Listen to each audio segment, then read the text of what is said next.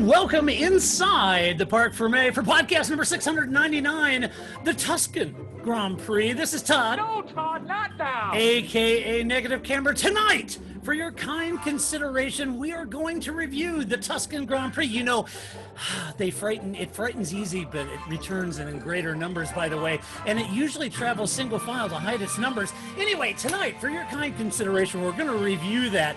But before reviewing that, well, why are we reviewing? You know why. We watch one, then we talk about it. Then we watch one, then we talk about it. That's exactly what we do. But before covering all of that nonsense, I have to introduce my guest tonight, which of course means, wait, I know what you're thinking. You think it's going to be... everybody. This is Paul Charsley, the International. It's not Paul Charsley, the International, at all. He is a working man, folks. He's busy. He's busy driving cars very quickly. So I have brought in an all-new to TPF personality tonight. He is the kind of man who can summon fire without flint or tinder. And I know what you're asking. By what name are you known? There are some who call me... Tim? Welcome That's to awesome. the show, Tim. How are you? I'm doing well, sir. I'm doing well. It's great to be here. Thrilled to be on. Well, it's great to have you on. I really appreciate it. So in fairness, it's Tim Martin is who's on the show and sitting in for Paul. Because it is an Italian race, I thought we could go, if we're adventurous, Timoteo Martini, if you wanted to. Hey, I love it. If that doesn't stick, I'll be disappointed. No kidding. That's like, you weren't afraid to admit to me that there's an Italian part of you. Exactly. So that's all good. Yeah. So the history, Tim and I have known each other for quite a while. And Tim, some of you might recall that I used to do these season previews in St. Louis, here in America, in St. Louis, Missouri. The state's Missouri, city of St. Louis, in the country is America. So I used to do these in the spring. And I used to do these season previews, right? And so the last one that I did, Tim would come to these previews, and we'd have about 100 people or so, which is amazing for the city of St. Louis. You get 100 people show up for a preview of Formula One, and there's actually quite a few people in St. Louis that love Formula One, and so Tim is one of them. So he lives here in St. Louis with me. Now, Paul couldn't manage. He could not handle living in the same city as me. So he buggered off to Texas. And he was like, because you were too fast in the car, and he felt, he's got it's a street cred. Yeah. I know that's not true. I've ridden and driven with him. So he went to Texas. Fair enough. But Tim, he can handle it. He lives in the same town as I do. It's funny. The last one I did, Tim was at, and Tim holds this honor. So we are there, imagine if you will, 100 people or so or more in this room, and I'm giving this season preview for the upcoming season, and I get through the slide deck, and we go to Q&A, and we're in Q&A, and Tim raises his hand, and he kind of says, he looks at his phone and says, yeah, just looking at this alert that just now popped up on my phone, I wanted to know how you felt about the untimely death of Charlie Whiting. And I'm like, what the hell? What? What are you talking about? And like, so, what? I know, exactly. And so I'm sitting there. So Tim, he asked me this point blank. I'm in front of 100 people. I've got an entire room of people going, Hey, what happened? What's going on? And I'm looking at Tim, and he's kind of looking at me, and I'm looking at Tim thinking, What are you, a wizard, a genius? What did you tell me that before? I'm like, oh my gosh, amazing. No prep. It was a live reaction. It was. And I think you and I and the entire room shared the collective, sadness, because oh my gosh, Charlie's irreplaceable. Absolutely. So that was a bummer. I didn't mean to kill the night. No, you didn't. And you But it apologized. Yeah, you apologized. You said, oh man, I hate to, kill a night and it'd be a bummer. It's like, no, dude. I mean, that was breaking news and tragic. And so anyway, for Tim and I will always have that moment that we shared, which was super exciting and truly depressing, Tim. Yeah, sorry. My bad. Didn't mean to organize and orchestrate that, but the planets aligned for that particularly depressing moment. Yeah, that's right. But I I had to roll with it.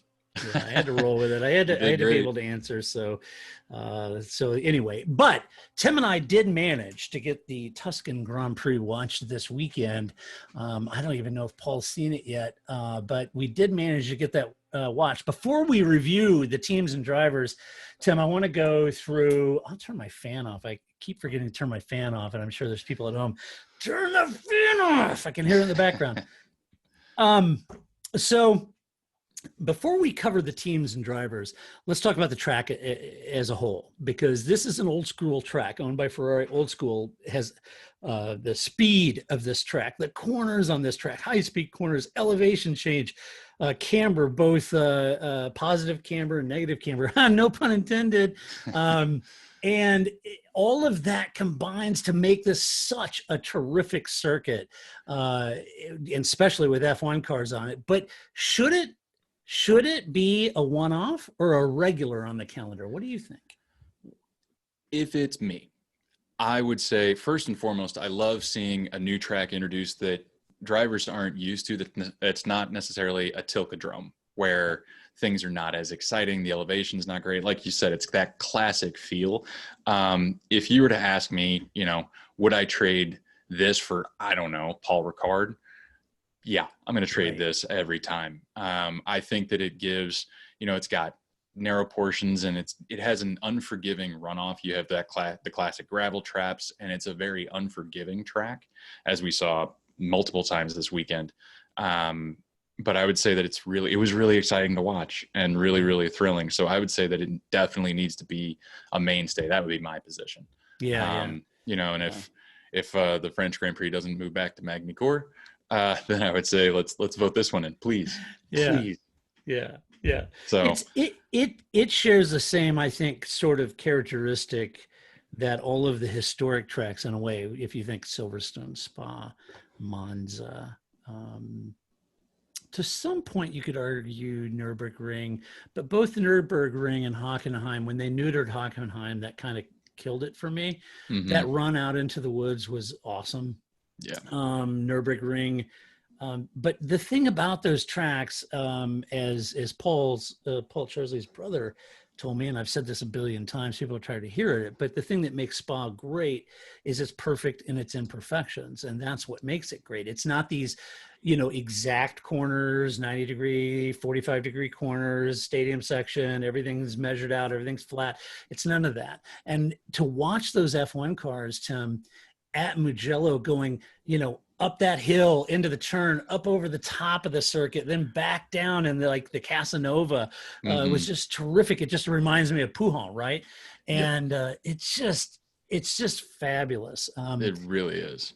But one of those also things, Tim, is that it was new to the teams. They didn't have the data. The track surface is different. The tires, everyone was worried about heading into this Grand Prix. Turns out wasn't quite the issue everybody may have been concerned that it might be.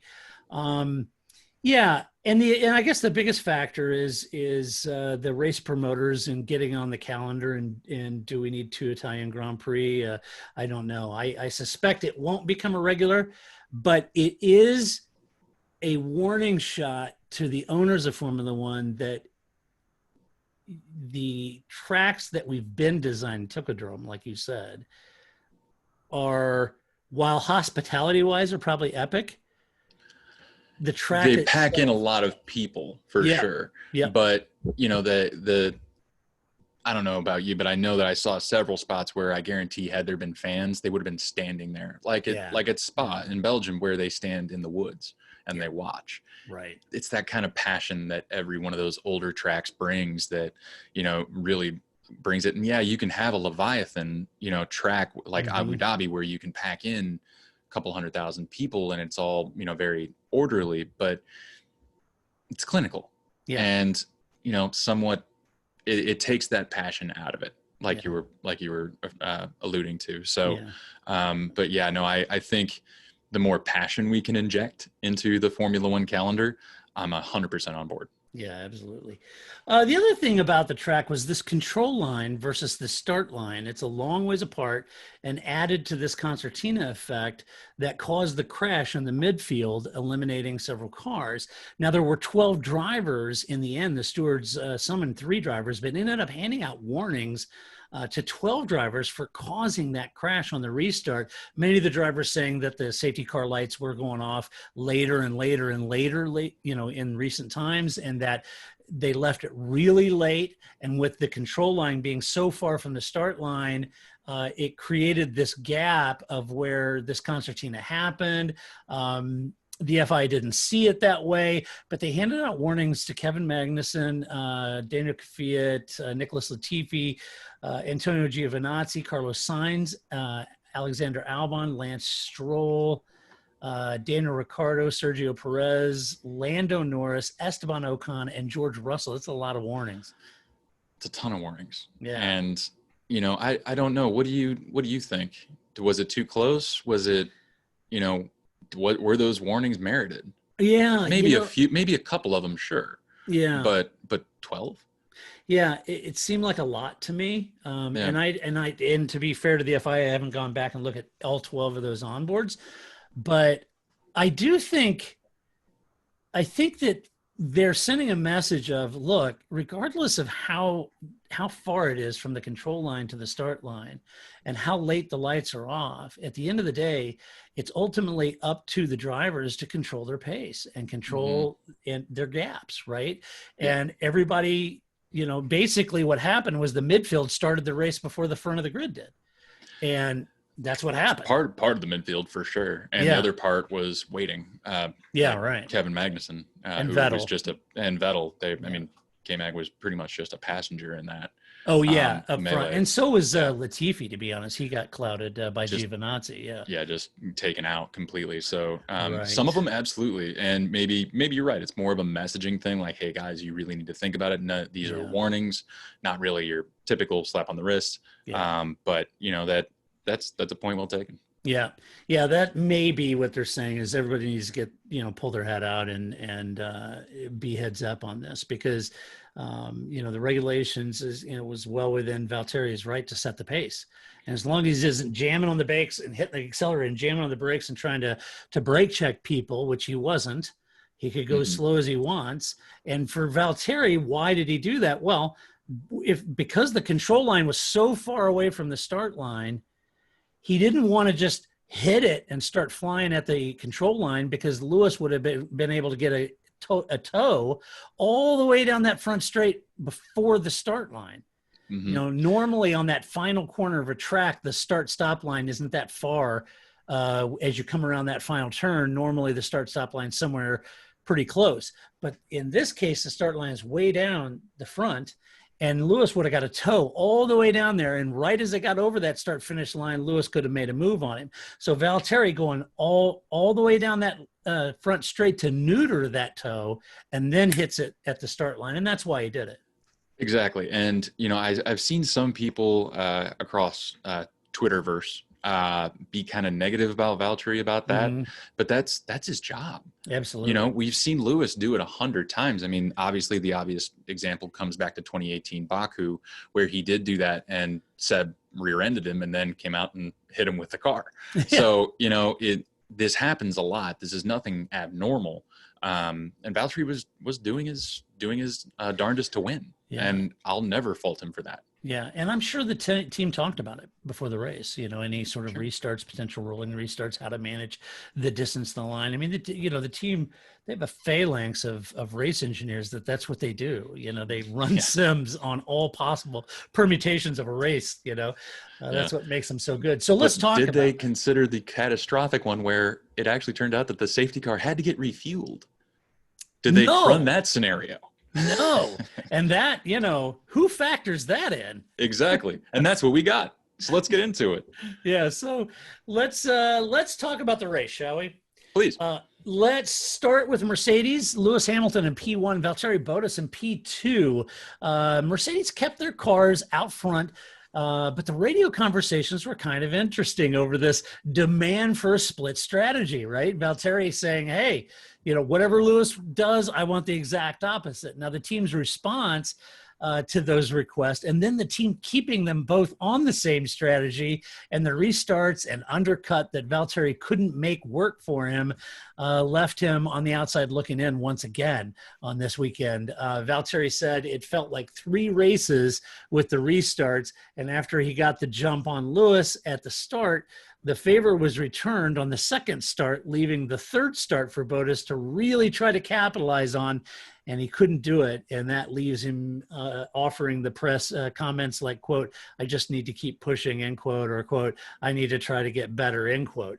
And while I can appreciate those platitudes, it's not going to win championships at this point. No. And I mean, I think my only thought would be, what do you do against Lewis Hamilton? Yeah, it's tough. As his teammate, and Valtteri this season long, yes, he's had some, rougher results, but I mean, he's been within a tenth or two within most of those, most of the qualifying sessions, even 100th or two, to be that close, and to have arguably gotten him in the first start, where the first start of the race, and he's right. I mean, it was like, it was hard the second and third time. So, that's got to be demoralizing. That takes real wind out of your sails. Right. Yeah, that's exactly right. And Valtteri, he would have stopped after Lewis and thus had the mediums to Lewis's hards. But he did radio in that he was having a lot of vibration, very bad vibration. And when he reported that, it was very similar to what they had in Silverstone. And so the team were instantly very worried that they were repeating a possible Silverstone scenario. They didn't want to do that. So they ended up boxing Valtteri before Lewis. And then therefore they were concerned about the longevity of the tires. So they put him on the hards. So he boxes before Lewis when he was slated to box after because of the vibration. They didn't want the Silverstone thing. They put on hards, send him back out. Lewis comes in and gets hards. So that's the story. Now, all the conspiracies on the social sphere, I'll let you all draw your own conclusions on that. But that's technically what they say. I don't know. I'm inclined to buy it, seeing what happened later on to Lance. Yeah. And I haven't, we'll get into Lance in a minute. Yeah, we'll get into one later. But let's talk about Lewis. Lewis managed to take the wind out of Valtteri's sails basically on Saturday in quali, and he wasn't going to make the same mistake on the second or third start that he made on the first start. Unfortunately, there was a yellow that came out during Valtteri's final lap, and he couldn't go for the pole position. Lewis took pole position. But Valtteri did get him at the start. Lewis wasn't going to make that mistake twice. So the second and third start, Lewis got Valtteri, which is a strong message to Bottas that you're not going to be able to kick Lewis 3 times. So anytime you have the ability and get an advantage on him, you'd better make it work because you're not going to get another chance, and that's just, that's exactly what happened. He had that first chance and it didn't stick, and Lewis came roaring back. It makes 100 wins for the team since coming back to F1 in 2010, with the majority of those coming in the last 6 years, and I believe it's Lewis's 90th win. It's an impressive streak. Yeah, sure I think I would stand that up against any team in any sport anywhere as a run of dominance. So that would be that. But yeah, I mean, Lewis is, again, a generational talent. Yep. And you're right. You're not going to be able to make it stick. I mean, if you can make it stick 1 out of 3 times, you're not doing too bad. To get into the baseball Hall of Fame, you got to hit 3 out of 10 times. So that you're at Hall of Fame levels right there. Right. But I would say, in a lot of other sports, you talk a lot about momentum.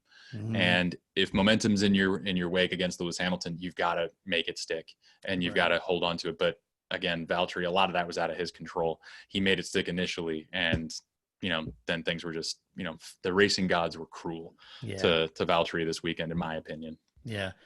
Yeah, they were. It was a tough weekend for him, and I know I'm sure he gets tired of the same question. What are you gonna do to take the fight to Lewis and get better, faster, quicker? It's tough. What do you say at that point? Yeah, I mean, No, there's just yeah, nothing. If he can come out and pip you by 100th, in a couple different I qualifying know. sessions, I mean, what does that do to your mentality? I know it's got to be tough, and so at the time everybody was guffawing and giving Nico Rosberg a hard time, but in hindsight, what he was able to pull off by disrupting Lewis was no small feat, right?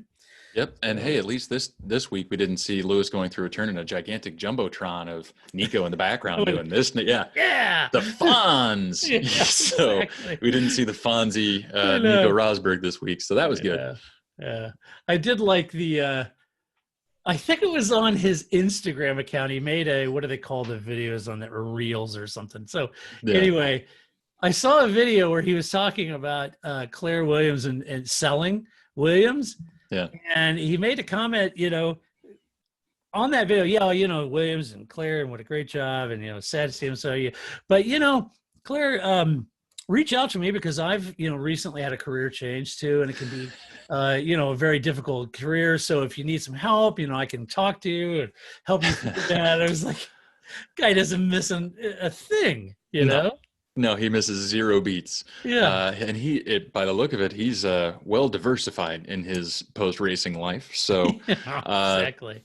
hats off to him. Yeah. But right. yeah, no, you're absolutely right. What he managed against the ruthless performance of Lewis is wildly impressive. Oh, for sure. But yeah. Yeah, it was interesting.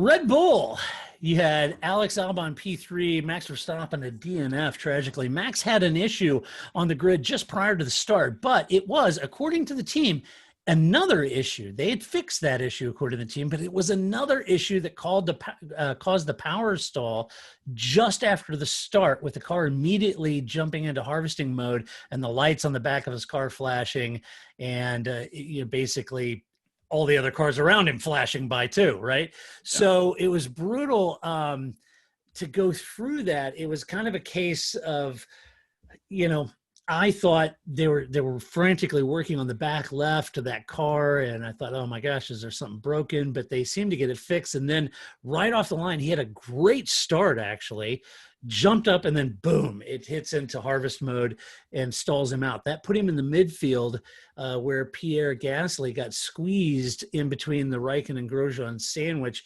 That sent Raikkonen into the back of Max, ending his race. It's a real shame because Max was as close to Mercedes on pace at this track as he has been all year long, and it denied us what may have been an actual real fight and with Mercedes. And these DNFs have to be frustrating for him. Why has he had 3 engine problems out of the last 9 races when Albon and both the AlphaTauris haven't? I mean, his patience has to be getting thin. It has to be. And it makes me wonder, because I know when I see him driving, when you see his with the onboards and his acceleration and deceleration, he is very hard on that engine. His acceleration is very quick. And is he harder on the engine than the other drivers? I don't know. That comes into play. You think, is it the quality modes being taken away? Maybe, maybe not. But it's got to be for Max, because he's so close. Mm-hmm. And I know that he's, and Red Bull has to be nervous because he's got those performance clauses in his contract where he could technically opt out and maybe go shop around. Yeah.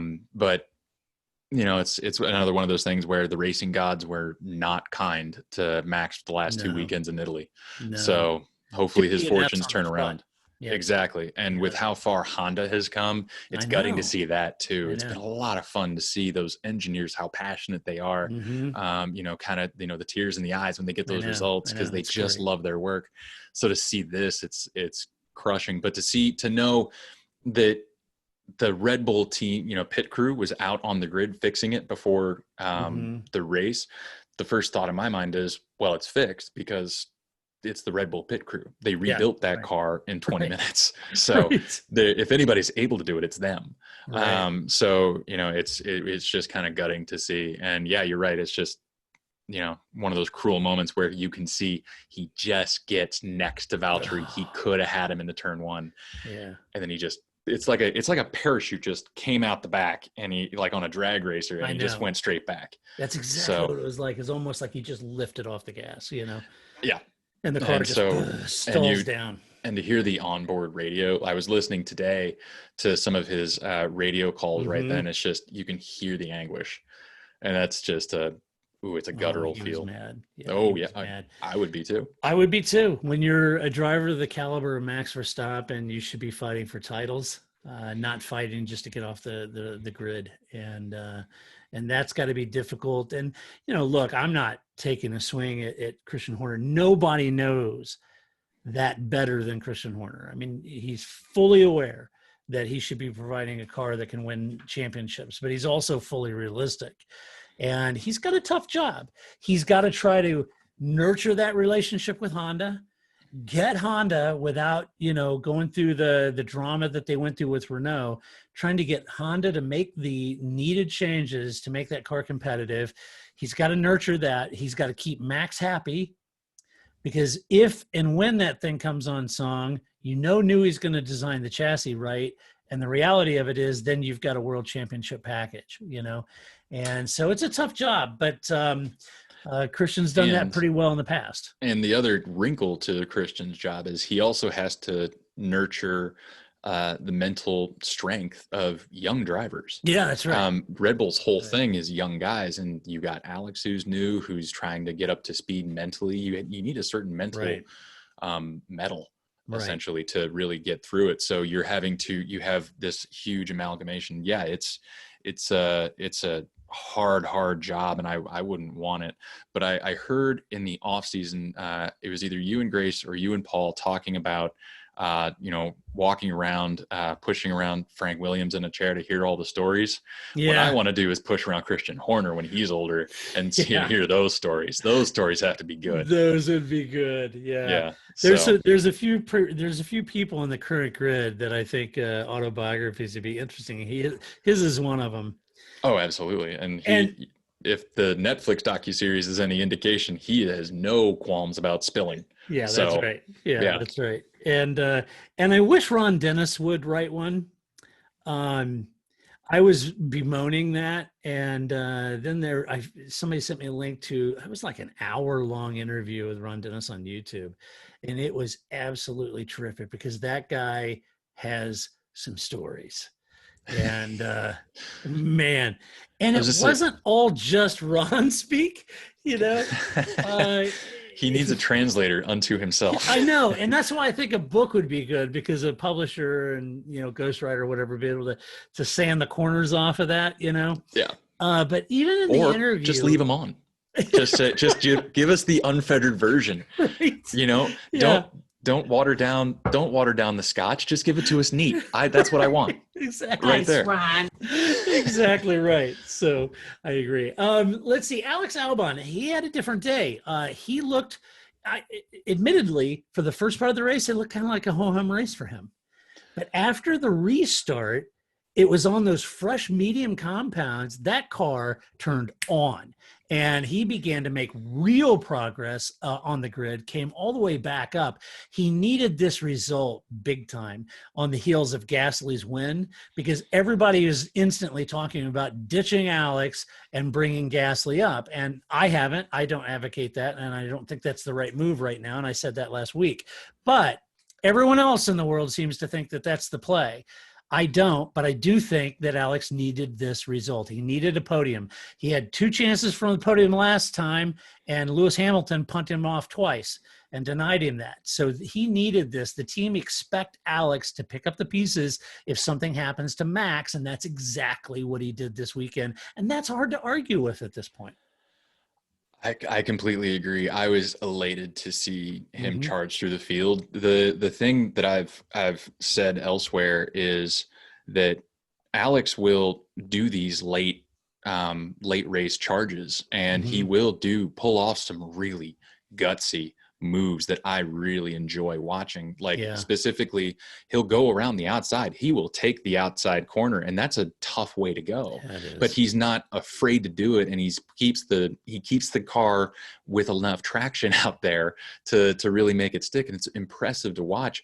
I hate seeing that because I would love to see him not end up in that position where he has to make the late race charge. Right. But it's cool to see that. Yeah, you're absolutely right. He needed this confidence boost, for lack of a better term, to really solidify his feeling in the car. And I'm excited to see him in Russia, as regrettable as that track is. Yeah, right. But I will say that, if there is still a pain point for him, it's qualifying, of course. And if he qualified a little farther up, he wouldn't be having to charge back through the field. And, again, he doesn't need me to tell him that. He knows that. He knows damn well where he's leaving on the table, leaving pace on the table. So he knows that. But I was elated for him. I have liked this young kid since he got into the program, thought he did well. Pierre, buckled under the pressure of Red Bull. They moved him back. Alex came in late last year, did a bang-up job. He struggled this year. There's no doubt about it. But all of these young drivers are going to struggle. They're all, trying to get their sea legs, trying to get on top of this. Every single driver went through this. Lewis went through this. Sebastian went through this. Fernando went through this. They all go through this. Max Verstappen went through this. Remember? It was like crazy Max. He was hitting everybody and diving down the inside. I mean, everybody was wondering if he would ever get sort of on top of his racecraft, right? And everybody was wondering that. So everyone goes through it. Alex just needs a little time, and I think a couple more races like this would do him well. Renault F1, Esteban Ocon, a DNF, Daniel Ricciardo, P4. And in this case, Daniel had a good start, was on pace, on merit, Tim. He was fighting among the top five, passing Perez and Leclerc prior to the first red flag. Dan passed Stroll on the restart, but the second restart, he just didn't have the grip, and he lost the podium finish to Albon, who had more pace at that point in time. But in fairness, Tim, Daniel was running up in amongst P4, P5, and possible podium completely on merit. It wasn't the safety car. It wasn't the red flag. He and Renault were there on pace. They were there on pace, and they had the power where they needed it. They had the handling where they needed it. I know that you kind of see when Alex passes him after the second restart, he does kind of slip a little bit. He likes that sticky back end through most turns. So he does slip. He kind of glides, and you're right. It comes down to grip. He just didn't have it after the second restart, but the chassis is handling better. I think before the season, he said there seems to be more whack off the line for the car. And you're kind of seeing that evidence through the rest of these results. And I could not have been more torn for rooting for who would get P3, but that was such a cool thing to see him going for it, and to see that Renault car as good looking as it is. Cause I agree with you. I love that livery. Yeah. I'm crushed next year to see it go, actually, cause they're going to be switching brands, but it was really awesome to see the Pat Fry car kind of up there battling with where it should be, where it ought to be. Yeah, I agree. And yeah, it's unfortunate. And, as good as that was, unfortunately, Ocon had a brake failure at the end of that first red flag. Even George Russell saying, hey, Esteban needs to box. His brakes are on fire, literally on fire. He smelled fire, didn't he? Yeah, I smell fire. Yeah. That's not good. And I'll be honest, I almost missed him going into the pits because I was so distracted with everything else. I know. I had F1 TV Pro, which works on occasion for me, watching the onboards, and I'm like, and then all of a sudden you see down in Ocon pit. I'm like, wait, what? Where did he go? How did that happen? He wasn't in the wreck. Exactly. I didn't see yellow stuff everywhere. Right. So, but it was a tough one for him. He's had a tough return to Formula One, but I think he's a tough guy mentally, so I think he'll be all right. Yeah, they tried to repair it during the red flag, but I think the damage is too much, and they couldn't get it done in the amount of time that they had, so they had to retire the car. It's unfortunate because I think Esteban, while not running up in P3, P4 territory, I do think he would have been thereabouts, in the top 10 for sure, and it's unfortunate. Racing Point, Sergio Perez P5, Lance Stroll I want it now. What's the matter with those twats down there? in a DNF, I unfortunately. love that sounder so much. Yeah, poor Lance. Lance was actually having a really good day. I mean, he was running really strong, fighting for a podium position. Just on that restart, Ricardo was just slightly quicker, got the move on Lance down. That moved Lance down to a solid fourth. But folks, he was in a solid fourth, running in a Racing Point, and was looking to. I mean, honestly, Lance is doing a great job and is absolutely to be commended in what he was doing until something either broke or he had a puncture, is what he initially said. And that ended his day with a very dramatic high-speed crash, destroying his car. And it was the car out of the two that had all the brand new upgrades on it. And those upgrades were worth about 0.3 of a second against the other car of Perez. And all of that is just binned, Tim. And I saw the initial impact, and of course, when the Sky went to it, it was just dust and you couldn't really see it. And when they pulled it out of the wall, I was like, holy cow, this is a red flag for sure. Yeah. Because it was just destroyed and it was still on fire like 5 or 10 minutes into the red flag. Right. But yeah, seeing the onboards, you see a little something come off the side. And then you see the car flip. And to hear Otmar Safnauer talk about it afterward, he was saying, we looked at the tire pressure, it was 0, but it was also in the wall. Yeah. So, it's like they don't really know what happened yet. There was a failure of some sort. I kind of think that that's probably what Mercedes was nervous about, with all the rattling, because he was on the curbs when it happened. So that might have been playing into it, but that's true, because Mercedes radioed and said stay off the curbs. Correct. That came hard and heavy right after that incident. But I'm first and foremost thrilled that he's okay. Oh my gosh, yes. That car was a hit. That was a real hit. It was actually kind of like, did you get to see the IndyCar race or the Indy 500? Yes. Where that car just went side first into the tires. It kind of reminded me of that, where it's like the first thing you think isn't, wow, that was great, that's entertaining. That's, oh my God, is he okay? Like that exactly looked hard. That's a rattle your ancestors hit. Yeah, so, it sure was. Sorry, my cat's saying hi in the background. It's been checking out your McLaren flag for the last 10 minutes. Yeah, she doesn't really know what's going on with it. But I felt like, Grace always talks about her McLaren fandom. I felt I had to, first time here, I should absolutely just that's your team, McLaren. There's a heck of a lot to like there. I'm always sporting Ferrari, so yeah. Absolutely. I love it. But yeah, no, that failure was big. And it also goes to show that, Mugello is not a place where anything that goes wrong is forgiven.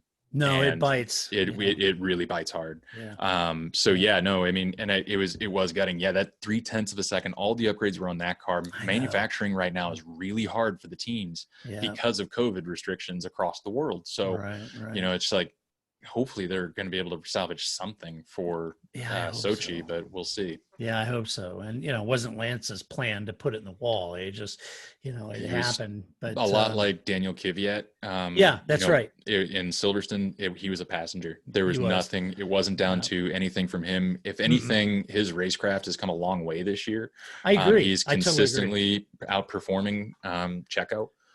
Which is not an easy task. No, Checo's a damn good driver, and Lance is right there. No, I couldn't be more happy for Lance and kind of how he's evolved in this team. And I know his dad owns a team and all that, but I mean, he's literally running in places on merit and putting it there. It's not like, he's not going all Grosjean at the starts of races and running over the top of people and all that stuff, and he's a young guy and you could afford him a few mistakes here or there, but so far, he's not making them. And, I really like that about Lance. I think he's good. My only chuckle I get out of Lance is anytime he's in an interview, he acts like he couldn't be more, nonplussed or disengaged from the actual act of being a Formula One driver. And they try to get stuff out of him and he's just kind of like, almost monosyllabic in his responses. It's kind of like, dude, I know your dad owns your team and stuff, but think about your sponsors here, all right? Yeah, this don't is care also a what you money-making enterprise. It is Like, a money-making enterprise. yeah. Just ask Claire Williams. So, Yeah, no, I have been elsewhere saying, slagging him off pretty much, Yeah. saying he didn't deserve that seat. I've not been happier to eat crow. yeah. I was wrong, and Right. he's coming on song, and that's great to see. It is great to see.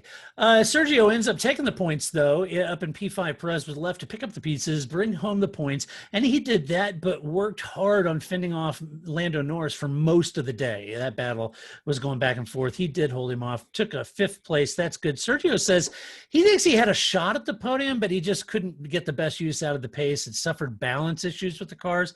But I think he's talking more about Lance's pace. He himself had balance issues, didn't have the best use of the pace that the car had, but he thinks Lance had a little better balance, and that may have been a P3 on merit. But anyway, a good race for Sergio. On the way out the door. That was a tough way to start his weekend. Mentally speaking, for him to be able to turn around and turn in this, I'm thrilled. That may as well be a win from a mental standpoint. Right. Todd, as you and I have spoken about, throughout our many conversations, I'm a story guy. I love the story behind everything that's happening. And to see Checo, who 2 years ago saved this team from certain failure and, put them into, the position where they could be purchased by Lawrence Stroll, to then be as unceremoniously ousted as possible, where the team apparently, according to him, and as evidenced by the press releases that they've given, had said, that's our guy. He's, we have a contract, blah, blah, blah. Called the night before Thursday and told, we're going to exercise an opt-out clause. See ya. Yeah. And that's gotta hurt, Doesn't it? And especially Brutal. after the assurances you've received. And, it brings into question where he goes next. And, could it be IndyCar next year? Could it be, it's not going to be Alpha. Personally, I hope it's Haas because, with an American team in there, I think that would be a perfect marriage because he brings money to the table. And he also, could you imagine K-Mag and Checo Perez as a lineup? Those guys are elbows out. Don't mess with that team. So that would be fun, but it'd be like a WWE or whatever they call it now, tag team and everybody, Exactly. Just elbows everywhere. And I think Gene would like that Carlos Slim money. Oh, absolutely. Yeah. He would take that in a heartbeat. Yeah. He took Ridge Energy money. So, the little of it that was put up there, right. But that's another joke for another day. Right. But I would say, it was good to see him up there at least fighting, and without the updates, and he didn't have the updates on his car. It's like, hey, you're out, and we're giving the updates to your teammates. Like, oh, geez, that's just kick a guy in the gut and then take off his jaw while you're at it. Goodness, he's at this point he's getting the Vettel treatment. Vettel got his revenge though. He did. I think. Yeah, I think personally. He did. Yeah, it's interesting because the Checo fans very upset for sure. There was never any way that they were going to make this move and keep Checo fans happy and from hating on Vettel about announcing that he was going to be going to Racing Point, Aston Martin. Yeah. But on the flip side of it, it kind of had to be kind of fun to be Vettel to show up at Ferrari's 1000th race celebration gala announcing that he's going to Racing Point or Aston Martin. I thought that was funny. Yeah, I thought it was hilarious. I in another life, I did kind of call that going into the week. I'm like, I think this is the week where this happens. Yeah. And my partner in crime there was saying, no, there's no way. You're giving yourself 3 days to be right. I'm like, I'm right. It's Thursday. I guarantee it. Because that's kind of the cheeky Vettel thing that we've seen. We've gotten to kind of come to know. Yeah. And I also couldn't be happier for the team moving forward. I mean, that's a perfect marriage. Vettel is a huge fan of everything British. Yeah. So Aston Martin's a great sponsor. Mercedes will be a great engine manufacturer for him. I think he'll really bring a lot to the table. Yeah. Yeah, I do too. I hope that works out real well. And I'd love to see Checo get a ride. Now let's talk about the team hanging behind you. McLaren. Yay. Nice, Ron. There it is. in all its papaya orange glory. I honestly, when they brought it back, I didn't think I'd like it, but it's really grown on me. Is it? Yeah, I actually really enjoy it. Oh. Yeah. Yeah, it's good. I had grown accustomed. You don't have to be polite. You can disagree. No, I had grown accustomed to Ron's Predator Gray. Ah, Isn't that what they called it? Predator Gray. yeah. I think I like it as a kind of a statement of, you know, kind of the not the mentality, the overall atmosphere that they have there now. Zach Brown has done a masterful job of completely changing the culture over at McLaren, and I think they can be more of who they are rather than the clinical Ron Dennis. You know, this is how it is. Yeah, agreed. I actually enjoy like the happy fun ball. Exactly. So, you know, you can't pull things like Adrian Newey did when he was with McLaren and paint your office blue and just watch the Ron Dennis, the boss, turn red. Yeah. Yeah. So that's great. Yeah. Love it. Let's see. Carlos Sainz, DNF, Lando Norris, P6. Carlos spun on the first lap, and that left him adrift of the leaders, but he was settling in and ready to fight, and then the safety car came out, and then Carlos got caught up in that concertina effect at the restart, crashing into the cars ahead of him, saying OMG, OMG, and they all dropped, you know, all those cars ahead of him just instantly dropped anchor, and he runs into the back of them, and he was implicated of one of the drivers who caused the pileup, and says F1 should do something to avoid these kinds of crashes. Maybe they should. Maybe they should tell drivers to manage their pace better and the gaps to the car in front of them better, and hand out warnings to 12 drivers. Maybe that's what they should do. Maybe that is what they should do, and say, hey, pay attention. Yeah. You're in Formula One, and we get you have fighter pilot instincts, but the fighter pilots typically don't go running into stationary things. Right. But I was glad to see his hand wasn't that hurt. Yeah, right. He was rubbing his hand there on the grid when he got out. He said he escaped with bruising. Lando was ahead of the restart crash fest, so he didn't get involved in it, but he spent most of his day, as I mentioned, battling one Sergio Perez. Lando said that this was about all the team had, and as everyone ahead of him actually qualified ahead of him, so he didn't really leave anything on the table. He thinks that's kind of where they were at that point. It's P6. And that's great. You know, I mean, from where they were last year, right, and the year before, you know, I think this is a great step forward, and I think they have to develop with the Mercedes power unit in mind at this point. Yeah. So, you know, as far as really great race results, we've probably seen them. Yeah, I agree. AlphaTauri, Daniel Kvyat, P7, Pierre Gasly, a DNF. Gasly was out on the first lap, and I kind of feel like he comes off the win last week, comes in here on an emotional high, really wanting to do well again, gets sort of caught out on qualifying out in Q1, trying to redeem himself from that, really trying to make something happen here, recalling the great wisdom. And if you no longer go for a gap that exists, you're no longer a racing driver. He's just no longer a Pierre Gasly at that point. And so he tried to jam it down in between Raikkonen and Grosjean, who were, you know, Grosjean's coming over to make the turn. Raikkonen's there, an immovable object, and bang, Pierre Gasly gets sandwiched in that. I feel like he was forcing that a little bit. And this moves Raikkonen over into the back of Max, ends Pierre's race, ends Max's race. You know, dogs and cats living together, mass mayhem at that point, and day over. Yeah, it was rough to see for Pierre. Pierre, for me this year, has been a lot of fun to watch because it's almost like he's driving with just ice in his veins. He goes for the smart moves. He takes calculated risks, and he pushes that car to the absolute rivet. And it felt like that kind of culminated last weekend. And then this weekend, he's far more emotional, kind of like you pointed out. And it's not his game. He needs to get back to his game, where he's hungry and he wants that win. You know, everybody was elated to see him on the top step sitting there afterward last week. And, you know, it was such a cool moment. And, you know, then this week you kind of get humbled. So a bit. So hopefully he can kind of right that ship, because he's been a lot of fun this year to watch, just because you see a really hard racer in there this year, whereas last year he wasn't really after it. He was in his head too much. Yeah. So We're talking about a lot of fun and laughs. That Franz Toast, didn't he? He's like a 5-star comedy routine, isn't he? I hope they put him more on the Netflix stuff next year, because he is great.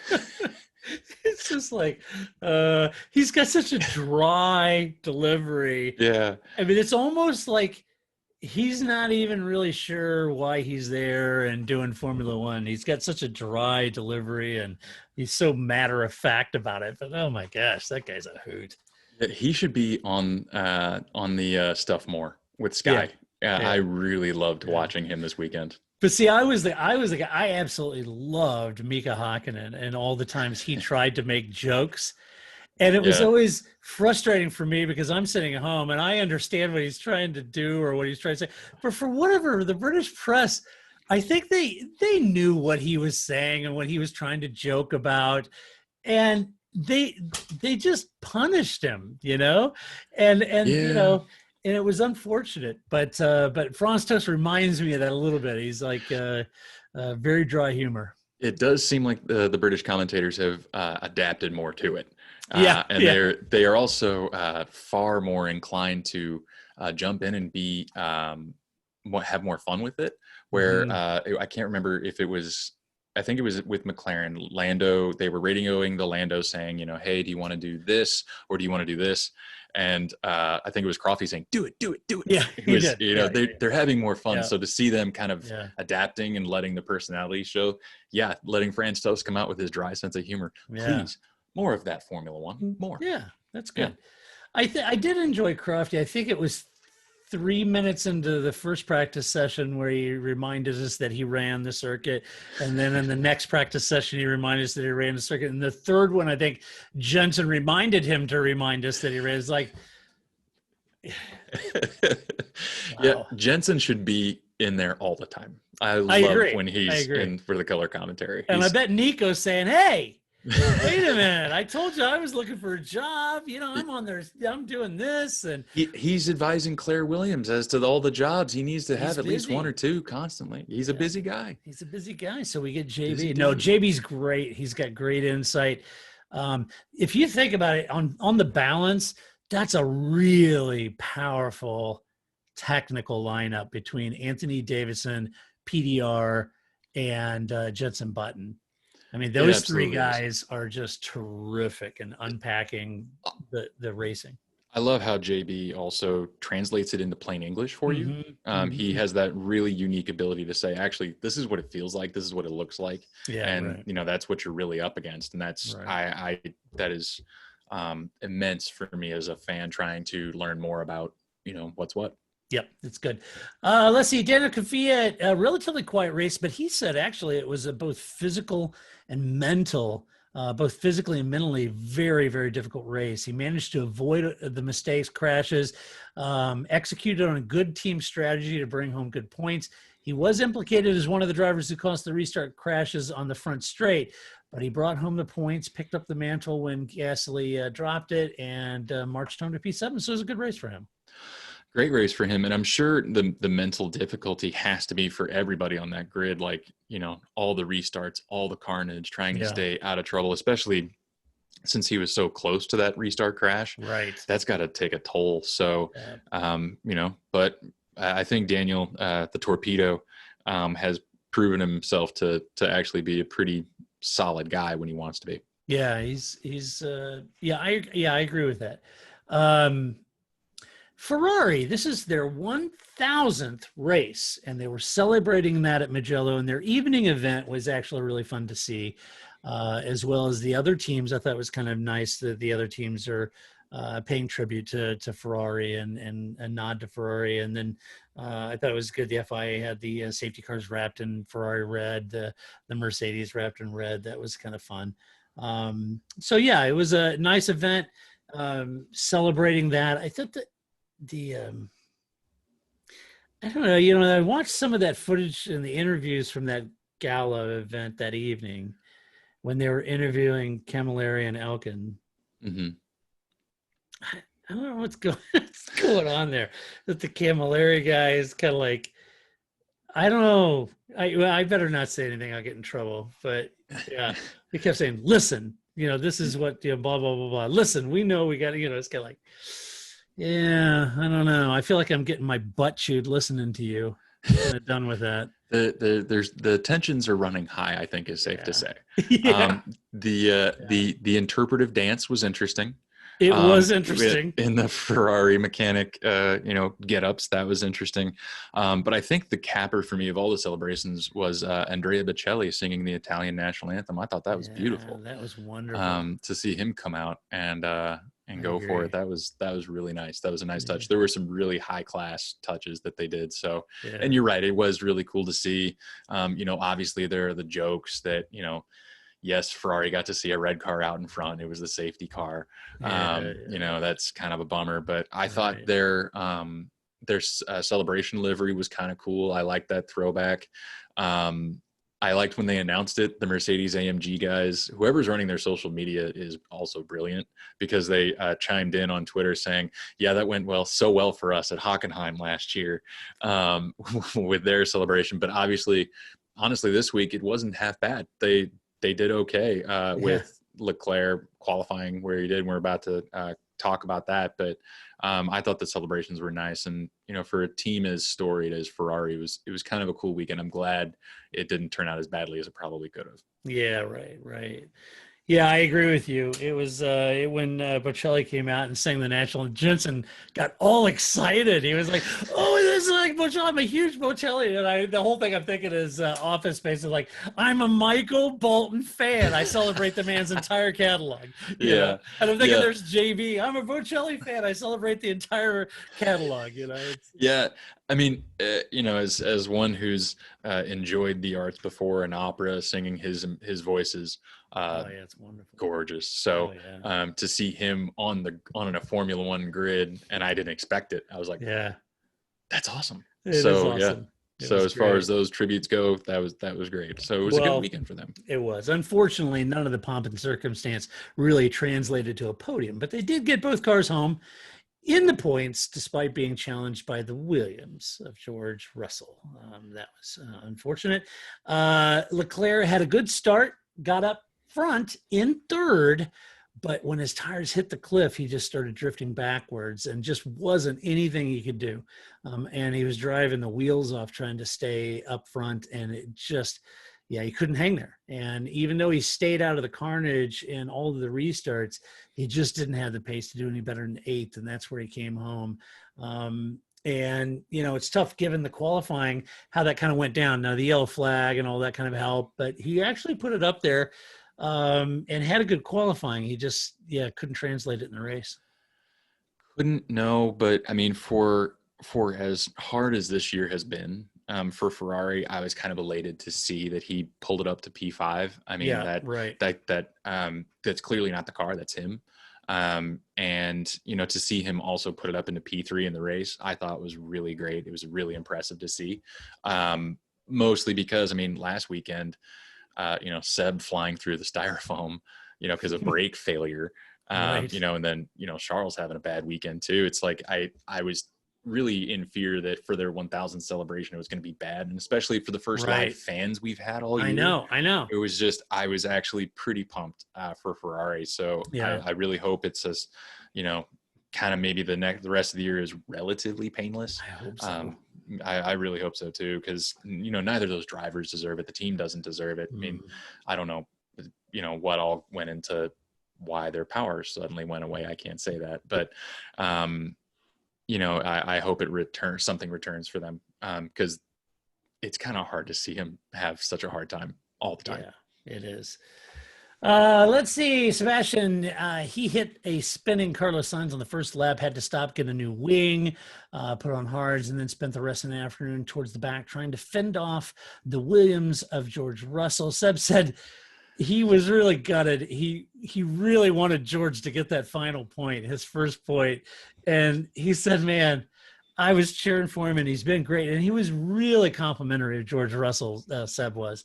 And he said, I would have loved just to pull over and let him get ahead and get that point, but the team would have hung me if I did that. He said, there's just no way I could let that happen. Yeah, Seb already is probably in enough trouble with announcing his move. I think that's probably wise on his part not to test fate anymore. Right. Or tempt the anger of anyone else for doing that on the 1000th celebration. But yeah, no, it was cool to see Seb cheering everybody on. It's cool. I think it's really fun when they cheer on the guys that are struggling and clearly have talent. That's fun. Yeah. It's good because it's bad enough, George knows what his skills are, and he knows the car is a challenge and a handful and that sort of thing. But to be recognized and, to have one of your peers and a 4-time champion, or if Lewis compliments or Max or whatever, to have them big you up is, it's good. It's good. Absolutely. Good positive spin. Camaraderie.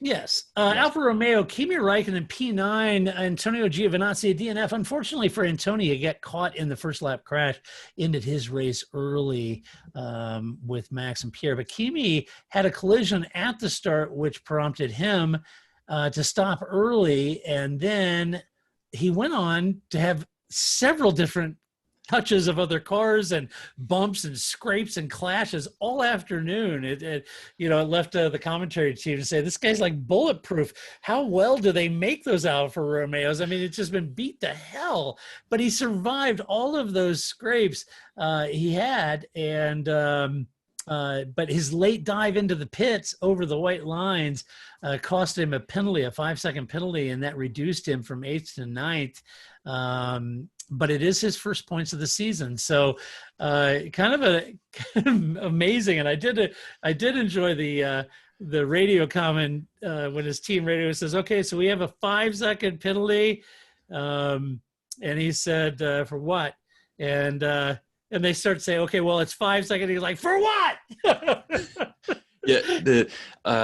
Kimmy's getting a little testy with them the last few races, and you can see the tensions are high there too. It is strange to see Kimi get bounced around, kind of like bumper cars at a carnival, and then also outperform a Ferrari. He beat a Ferrari. So it's like, and even last weekend at Monza, he was leading both Ferraris for a bit. That's right. So it's like he still got it. He can still do it. And but yeah, he might be bulletproof. But yeah, he's getting a little testy with that pit wall. That's pretty funny. It was hilarious. Kimi is always the highlight. I know. Always. I know. So I know he's always hilarious. His radios, they're just the best. Let's see. We are down to Williams. Let's see. We have George Russell, P11, Nicholas Latifi, DNF. Nicholas got clouded from behind during that safety car restart, which ended his race at the pit exit. And I believe, did I have that right? I can't remember. I thought it was Giovinazzi that hit him, but did Gio go out on the first lap? Now I can't remember. Giovinazzi with the pit straight restart? Yeah. Was he the guy that ran into the back of Latifi at the restart, or did he go out with Max and Pierre? No, Max and Pierre were the only two that went out on the first lap. It was the restart that Giovinazzi got taken out with. It was Giovinazzi and Sainz and Latifi on the one side of the track, and then K-Mag got punted to the other side. That's right. So I got my copious notes there. Oh, I love it. Yeah. Your handwriting's better than mine. Yeah. So mine's hieroglyphics. Okay, so Gio went out. Yes, so Gio went out, hit Latifi in the back, took Latifi out. His day was over on the restart. That didn't go well. With 8 cars out, though, Tim. Eight cars out of the race. It should have been a prime opportunity to nab some points for the team. And it looked like George Russell might pull it off. Now, in fairness, George was having a good run for the points. until the final restart. And he did not do well on the restart. Lost 2 positions, put him in the back. He battled back around Grosjean, but Grosjean was a wounded animal. And he ran out of pace to get Vettel for that final point. And, gosh, with 8 people out, and the Williams, unfortunately, just wasn't there to score the point. Tough. Yeah, it was really tough to see because, I mean, again, it's kind of the racing gods kind of cursing George a little bit, but because before the second restart, you're right, he was outpacing both Ferraris. Yeah. And Seb even copped to that. He said before the second restart, he was doing awesome. Right. He was all over us, and he outpaced us. And then whoever at Sky, I know they did it earlier in the year with Lando doing the gap to Lewis with his penalty. They did the gap to Kimi with his 5-second penalty. And I think I saw more of George Russell in the final stages than I saw of Lewis winning the race. So it was cool to see that everybody was really pulling for George to score his first point. But yeah, that was absolutely brutal to see. There's a tough one. It's not motorsport without heartbreak, though. It's so true. You got to have a little bit of it. That's true. Yeah. So yeah, 8 cars out. That's the prime time to pull something out. But to finish first you have to finish. He finished it. Yeah. He got that thing across the line, and hopefully he can do something later in the year because the Williams does seem a little bit pacier this year, which is good. It does. Yeah, it does. Yeah, So. It does seem better. And then finally, we're down to Haas F1, Kevin Magnussen, DNF. Romain Grosjean, a P12, and you know what we say about Romain Grosjean? A prodigious talent. A prodigious talent. So he's in P12. Kevin's day ended during the safety car restart as well, and just like Latifi's, but Romain was far enough behind all that to get the brakes on quick and avoid that damage, and then started radioing, a lot of expletives, and he was not happy about it. Romain had 2 coming together with Kimi, and after the second touch, he limped home in last place. That first clash with Gasly, though, damaged his floor, and that left him off the pace by considerable amount for the remainder of the day. So he ran at the back, and that's why he ran at the back and never made any progress forward around the Williams or Alfa Romeos.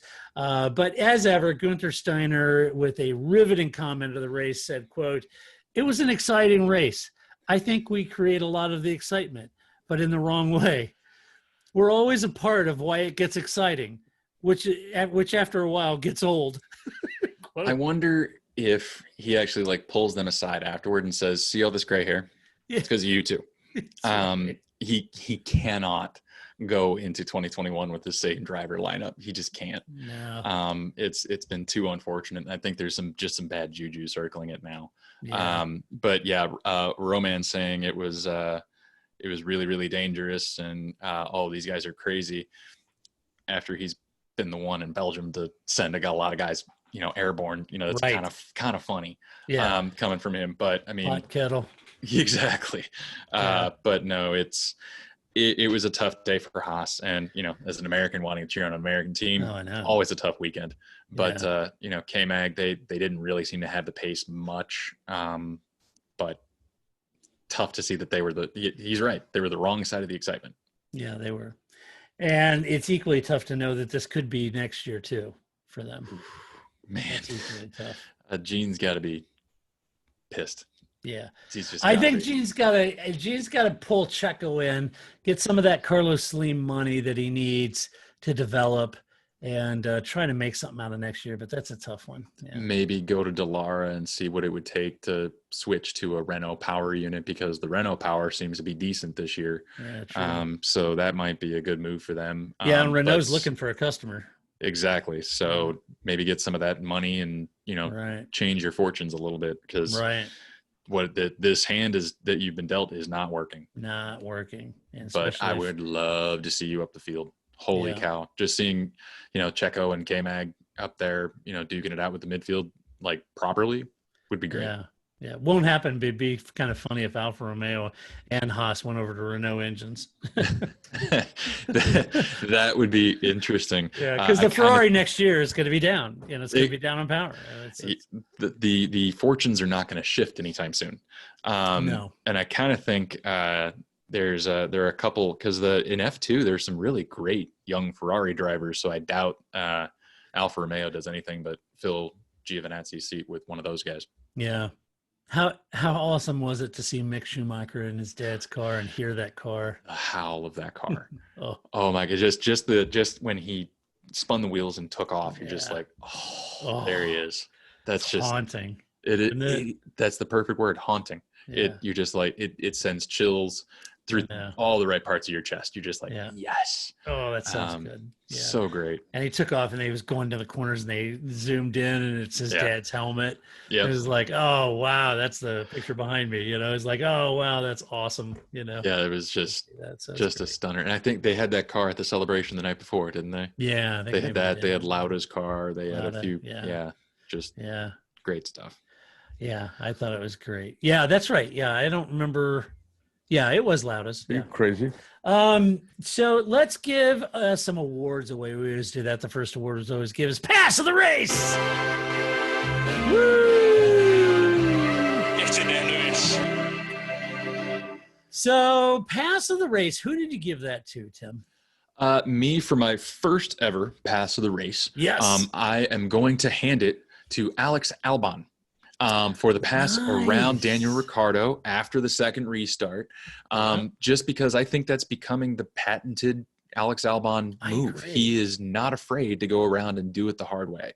He's totally got guts to do it. Real guts to do it. And it takes a certain mental fortitude and a certain, level of, courage to do that. And it's just seeing it every time. You're just like, okay, yeah, you shut the door on the inside. He's going to go to the outside. And he will win this. He does. So, but to see him do that and to see Daniel fight so hard to the inside and then try to, adjust the outside and see him drift a little bit was you saw that he was leaving it all out there. It was a good precision drive for both of those guys. So, but I think that was the pass of the race for me. Yeah, I agree. I gave it to Hamilton on Bottas. Ooh, that's a good one. Yeah, that's a really good one. Bottas had that jump on at the beginning, and that didn't go down well with Lewis. No. So it came around to that next one, and there was no way in hell Valtteri was going to get that jump on Lewis again. No. It was not going to happen. No. So I think his pass of Bottas twice on both restarts gets my pass of the race. So that's perfectly. That is absolutely the right answer as well. Yeah. Lewis is. I mean, eventually when he retires, we're going to look back on this and think, man, he was good. Yeah. Yeah. Right now we're all thinking, God, he's winning too much. So right. Yeah. But yeah, that was awesome. All right. Well, the next award is Donkey of the Race.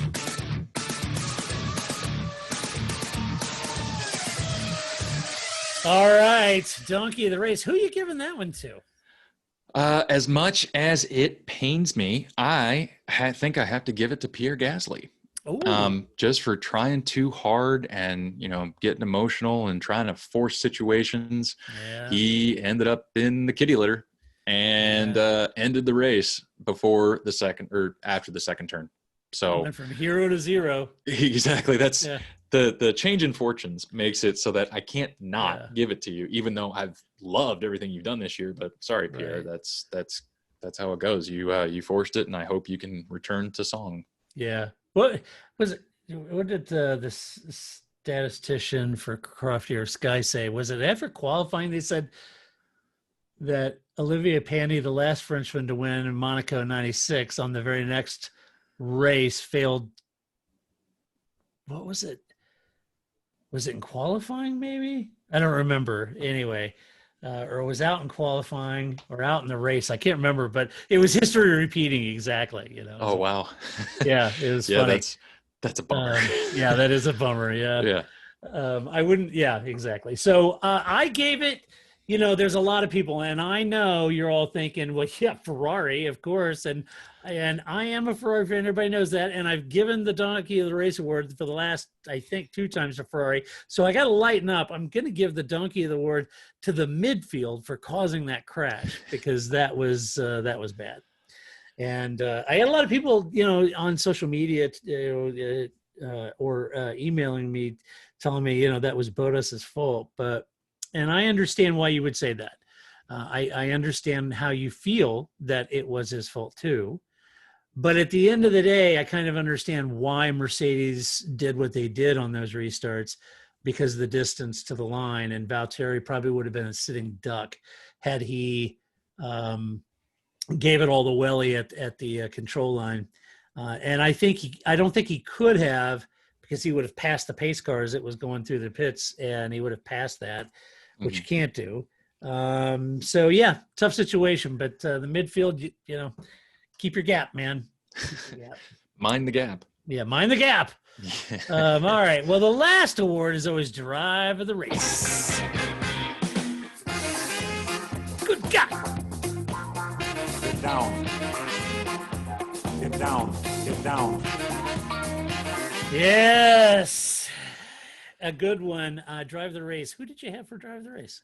Drive of the Race for me is going to have to go to the Honey Badger. Yeah. Daniel Ricciardo. I thought he was consistently up there for a race where consistency was so hard to get because of all the restarts, because of all the just sheer madness. Right.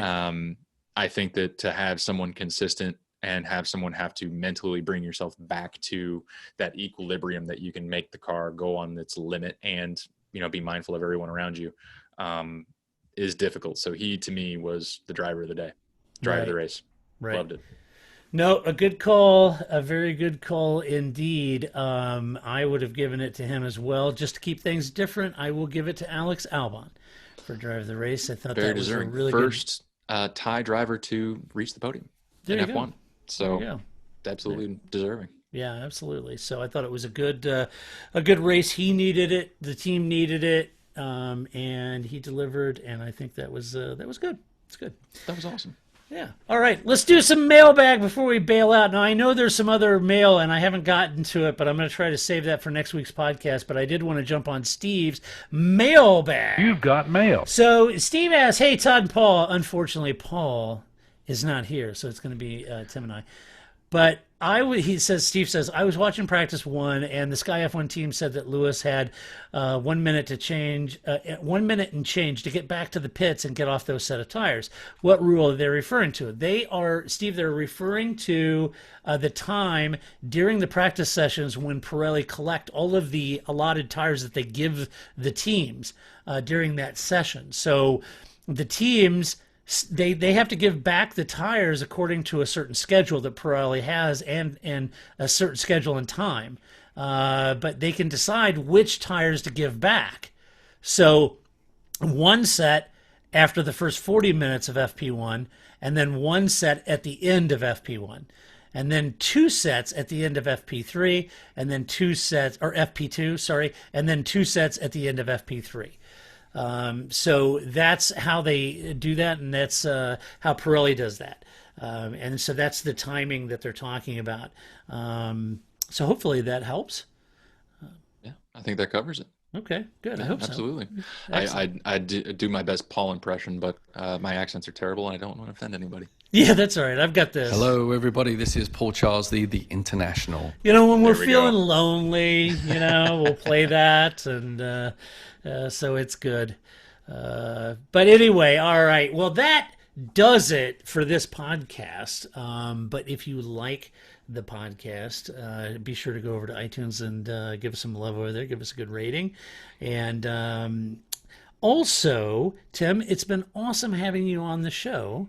Thanks so much for knocking out a good portion of your Monday night to come on and unpack this race in Paul's stead. I appreciate it.